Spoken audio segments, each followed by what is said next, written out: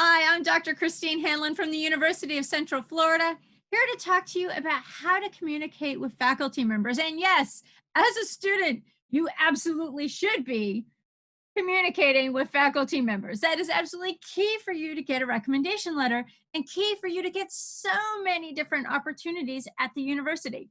So let's talk about different faculty ranks that will help you to determine which form of address you probably should be using when you're speaking to a faculty member.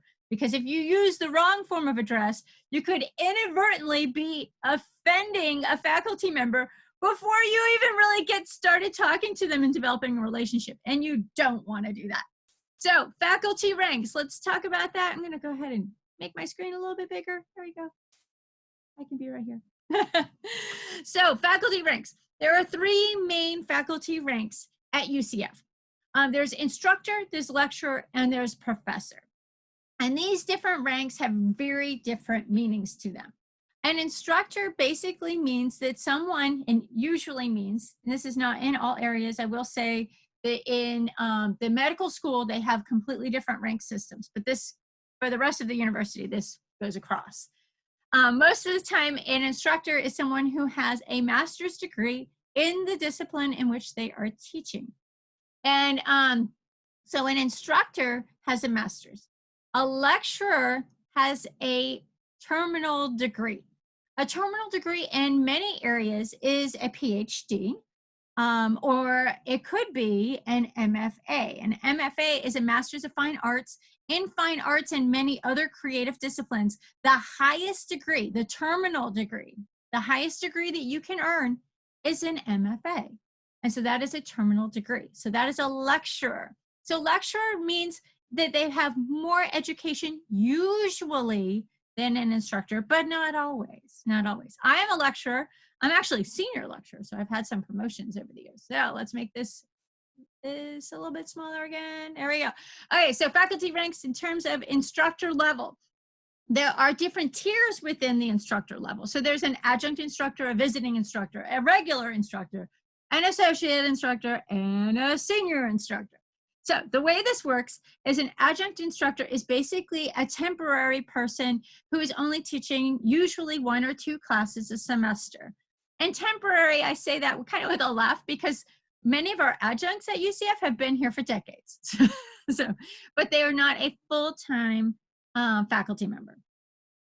In the School of Communication, many of our adjuncts are professionals in the field. So they may be teaching an advertising class, but during the day, their full-time job is in advertising. And so they're a professional in that particular field. So adjunct instructor is somebody who teaches 1 or 2 classes. They're not a full-time faculty member. The next one is a visiting instructor. A visiting instructor is someone who is truly temporary. So a visiting instructor, it depends on which area you're in, but most areas at UCF, I believe you have a maximum of 4 years that you can be in a visiting instructor position, and then they lose the job. So visiting is truly temporary. Usually they hire somebody in a visiting instructor line when they need somebody at the last minute. So let's say somebody has gotten sick. Somebody has a full-time faculty member has gotten sick. A faculty member has left the university for some reason at the last minute, right before the semester starts. They need to hire somebody full-time to fill that position. They will hire oftentimes a visiting instructor. So this person is being hired temporary to fill in that particular position. They can become an instructor if they go through a hiring process. So visiting instructor, you don't have like a hiring process. They just are hired at the last minute. All right, let's fill the position type of a thing. But to get an instructor position, you have to go through a search committee. And faculty members typically have to go through this whole search committee deal to get a job here. And they do a nationwide search for a faculty position that faculty members brought through several tiers of interviews, some of them being Skype interviews, some of them being face-to-face interviews where they bring you on campus and give you a campus tour, those types of things. And then finally, you get to meet with the dean, and you meet with the department head, and you meet with all these different people, and you interview with them. and then you get the job. It's a really hard process, but it has to do with equal opportunity and making sure that we get the best person for that particular job. So that is a full search for a faculty member. An instructor is a permanent person at UCF. Now, if an instructor wants to get a promotion, they can apply for a promotion after they've been here for, I believe it's 4 or 5 years. This is the rule nowadays. Depends which area you're in. So they can become an associate instructor. You have to put together a big, huge portfolio for that. You have to demonstrate that you've done more than just teach your classes, that you've been getting training, professional development, that you've been using technology in unique ways, that you've been connecting with your students in unique ways, that you have good evaluations. So those evaluations that students get at the end of the semester, those are important for promotion. We look at those. So that data is really important. So when you're filling out those surveys, don't think this is just, whatever. No, that's really important. And the promotion to associate instructor often is as much as like 10%. It's a large increase in pay. So that's a big deal. It's a real big deal. So that's usually something they can apply for in their 4th or 5th year. And then senior instructor is something that after you've been here for a really long time, that would be in your 9th, 10th year at UCF. Then you can apply for senior instructor. Now, senior instructor looks at different things. It looks at leadership and those types of things. But that's what a senior lecturer is, basically. It's somebody who has demonstrated leadership and has been an excellent teacher at UCF. And instructors are mainly teachers. They're usually in what we call a 4-4 load. And so a full-time faculty member, they teach 4 classes in the fall, 4 courses in the spring. That's called a 4-4 load. That's a full-time faculty member and as an instructor. And that's important because we'll talk about that a little bit. There's some differences in load and there's privilege in that. So forms of dress for an instructor. Any of these levels of instructor would be Ms. if they are feminine, Mr. if they are masculine, mix if you don't want to identify them by their gender, and also if they request mix, right? So Ms., Mr., or mix would probably be perfectly appropriate for an instructor because usually they don't have a terminal degree, so they wouldn't have a PhD or something like that in most cases. The next one are the lecturers. Same deal with lecturers as with instructors in terms of ranking. Adjunct, somebody who's teaching just a few classes, but they have a terminal degree in their area of expertise. That makes them a lecturer in that position. They may be a visiting lecturer here, hired at the last minute to fill in a position. They're only here for a couple of years at maximum. A lecturer, somebody who has not filed for promotion, has a terminal degree. An associate lecturer, somebody who has filed for promotion, been here for 4 or 5 years, and been deemed that they are a very good teacher, and so they get an associate lecturer promotion. Again, that's a pretty big pay hike. And again, we look at those SPI, the Student Perception of Instruction surveys that you complete at the end of the semester, make a difference in that promotion. The last one is senior lecturer, demonstrating that you have been a leader in the area, in your discipline, and that you've been an excellent teacher throughout the years. And usually this is somebody who's been here for at least 9 or 10 years. I've been at the university for over 20 years at UCF, and I am a senior lecturer. I've demonstrated myself as both a teacher and a leader in my discipline, and so I am a senior lecturer. Senior lecturers typically are referred to as doctor. Now, I mentioned earlier that sometimes a lecturer is a terminal degree that might not be a PhD or MD, right? That might be an MFA. An MFA doesn't have a doctorate. Always better to overqualify than underqualify. You don't want to offend somebody. But there are certain cases where that wouldn't be. The next one are professors. So let me move my little screen here a little bit. There we go. So faculty ranks for professor, again, visiting, assistant, associate professor, and professor emeritus. So a visiting professor is someone who was hired, but they haven't gone through the full hiring process. They're here temporary. It's usually, a 1 or 2 year appointment. They need to apply for the job and go through a full search, nationwide search for that particular position to be permanent.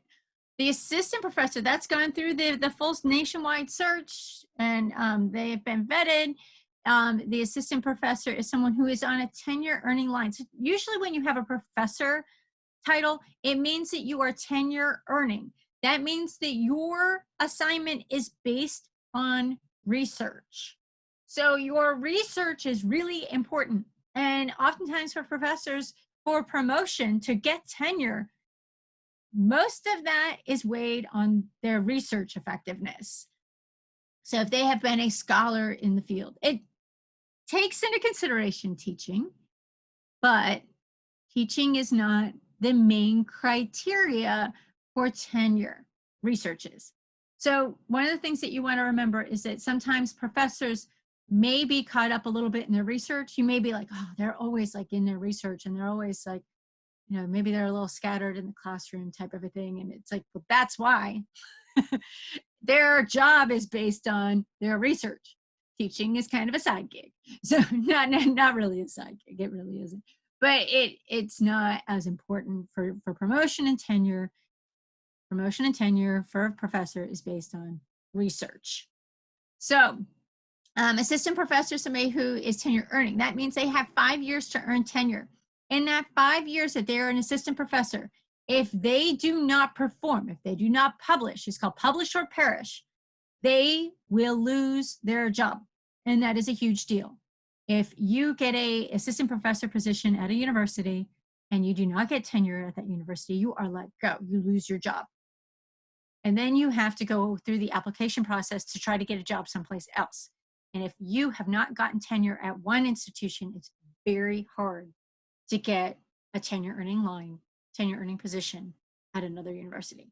So if you have somebody, a faculty member who's an assistant professor, they're going to be very focused on their research, and rightly so, because they could lose their job. It's a big deal for their career. That 5 years as an assistant professor, they need to be focused on research. Associate professor, this is somebody who has gotten tenure. Yay! This is a really big deal. Tenure is huge. Tenure means you really can't get fired very easily. I really wish I had tenure. Not that I do anything that would get me fired, but what job security? We're living in the age of COVID, and you know what? It would be nice to have the job security of having tenure. Anyways, I'm not a professor. And I should say the reason I'm not a professor on personal note is because I didn't go that line in that way. I wanted to be a teacher, and now I might be regretting that because I don't have the job security. But I think I'll be okay at UCM. I'm not too worried about it. That's just a joke. And so associate professor, they have tenure. That's a wonderful thing. They can change their research. They can research things that are more controversial. And they could do more risky things with their research than they could previously. And so that's an exciting thing. That's why we have tenure, is because we want people to do that risky research, that interesting research that they can do as professor. They can then apply for the professor rank. That's considerable research. That's established as an international research scholar. That's a big deal. Sometimes people stay an associate professor their entire career. Sometimes they go for professor. Being a professor is a big deal. And I should mention that all of these lines, so the professor lines, have a lower load. So they usually have a 2-1, a 2-2, 2-3, 3-2, 3-1 type of a load. What that means, if they have a 2-2, they're teaching 2 courses in the fall, 2 courses in the spring. They have 2-1, 2 courses in the fall, 1 course in the spring. They have a 3-2. They're teaching 3 courses in the fall, 2 courses in the spring. So that's a much lighter reduced course load than what instructors and lecturers have. Instructors and lecturers are the ones who have the bulk of teaching. The professors are focused more on research, so they get a lot more time to do research. So that's their focus. And that's one of the reasons why they don't teach a lot of classes. They're focused on research.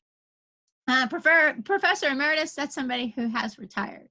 And they have this distinguished position at the university. So pretty exciting stuff to be a professor or Professor Emeritus. And one day, maybe I will go that route. I have to reapply for a position and start all over again to get into the professor ranks. And you have to have established research to do that. And I have not had time to establish my research because I have been on a 4-4 load, 4 classes in the fall, 4 classes in the spring, very busy. But as a general rule, all professors are either a doctor or a professor. You can refer them as professor or you can refer to them as doctor. But if you refer to them as Mr. or Ms., You want to take a couple steps back there. Don't do that. It's always doctor, always professor. Hopefully this will help you establish relationships with your faculty members and have a really great experience and many, many opportunities at UCF.